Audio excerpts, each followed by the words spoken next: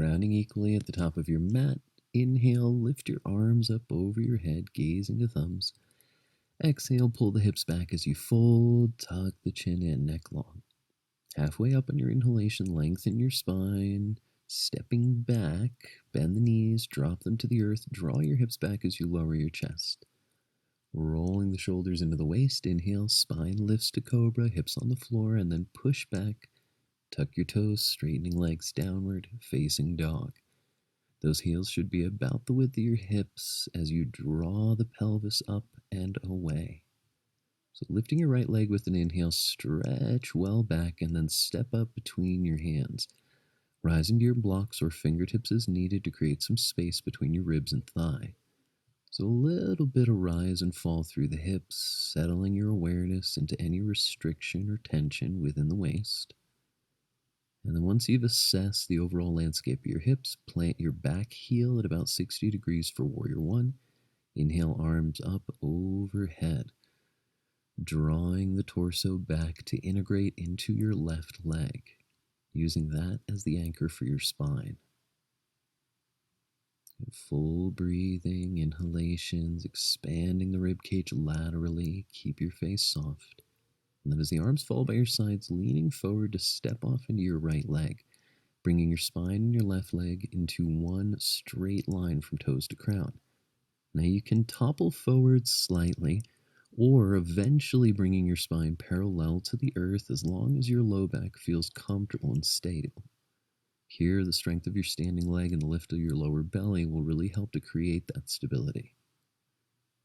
Listen to your breath. Arms shifting back by your side, step back into your left heel.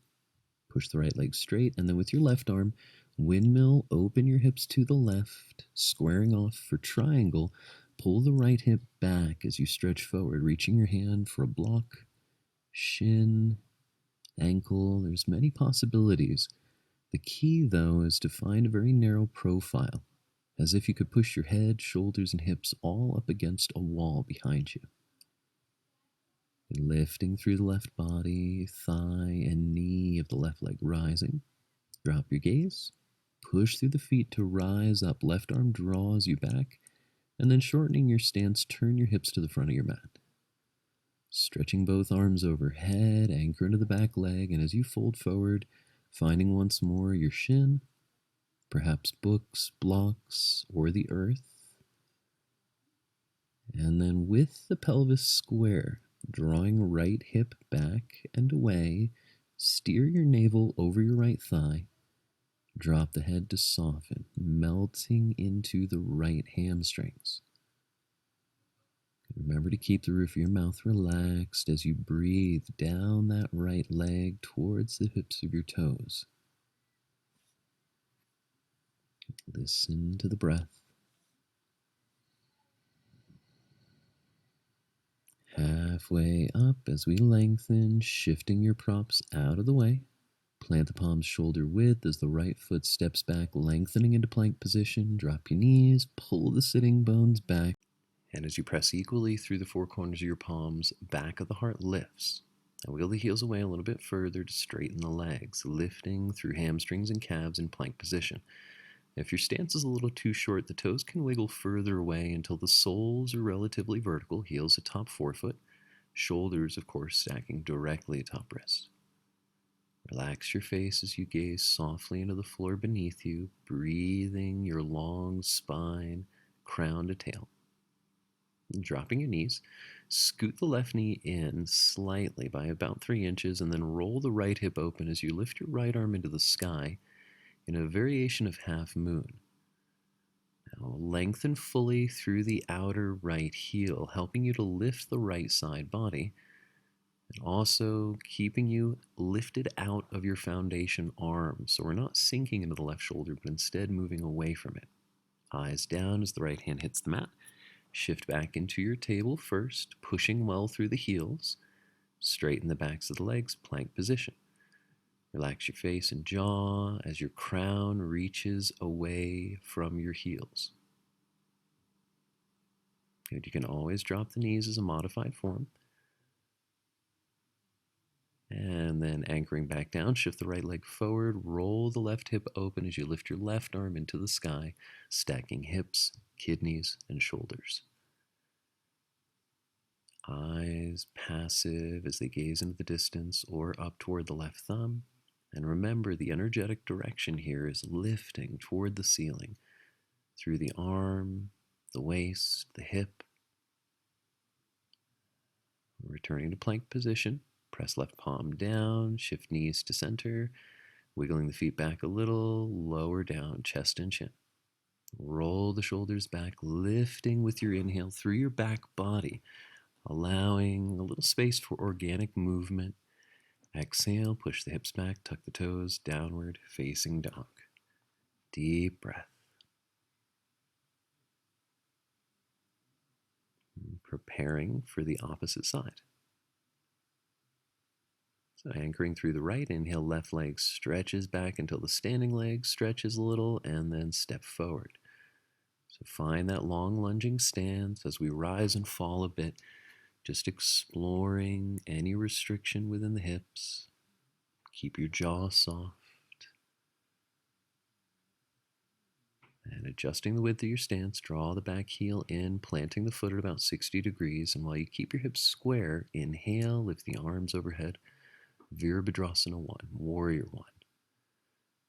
Okay, the elevation of the arms can cause a little bit of restriction to the breath, so be certain that your inhalations are fully expanding through your low back before they rise into the heart. Okay, Warrior 3, arms by your sides initially. Step off into the left leg. Find that straight line from your right toes to your crown, and then only begin hinging forward as far as you're capable of maintaining strength and stability with your left leg. When the left leg starts bending considerably or wobbling a lot, better to explore a variation where the upper body is a bit higher than the hips instead.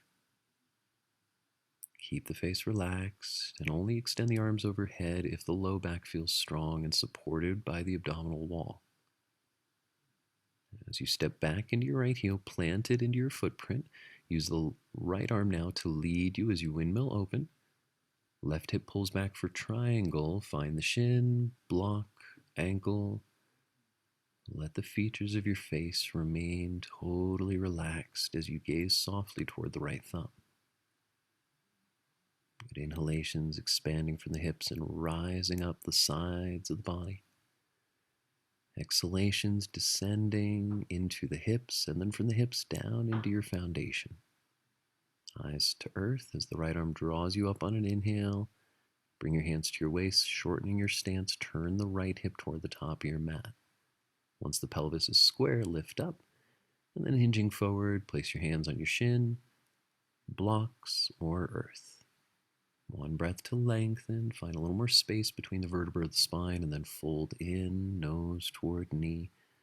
Breathing down the back of the left leg.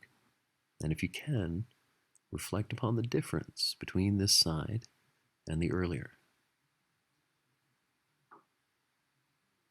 Listen to your breath, finding that soft, ocean-like sound filling the space around you.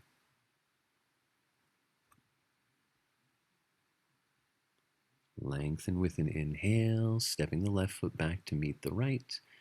And lengthen your stance, arriving in plank position. Then draw the groins away, downward facing dog. Soften the neck. Inhale, right leg lifting, rolling open this time as we point the toes. Exhale, step up between your hands. Turning the right foot out about 90 degrees, roll into the left arm as the right extends into the sky. Choosing to maintain this variation, or for Vashisthasana variation, step the right foot back to stack it on top of the left, reaching well through the inner heels, the tailbone, and anchoring your shoulders down toward your feet. Calm breath as you feel yourself light and lifting toward the heavens, and then plank position. Draw the hips away, downward dog, soften your neck, taking a breath up to the shoulders. Okay, shake the head out, no tension in the face, and then inhale, left leg lifting, roll open as you point the toe, exhale, step. Rotate the left heel 90 degrees as you roll into the right arm, left arm lifting to sky. So you can keep that left foot supporting you, or walking it back, swing the left heel atop the right, two legs straight and long as you reach your tailbone through your heels. Left body lifting as you breathe.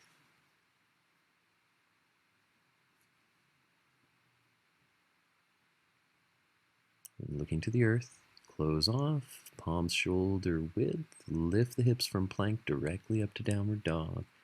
Take a breath right up into the roof of your mouth and the crown of your skull. Dropping down to your knees, push the hips back, lowering to your elbows and forehead in Balasana, child's pose. Remember, here in child's pose, if the knees are experiencing too much pressure, you can always widen them out, or alternatively, sit on a few blocks with a pillow underneath your torso. Back body breathing, inhales rise and exhales fall.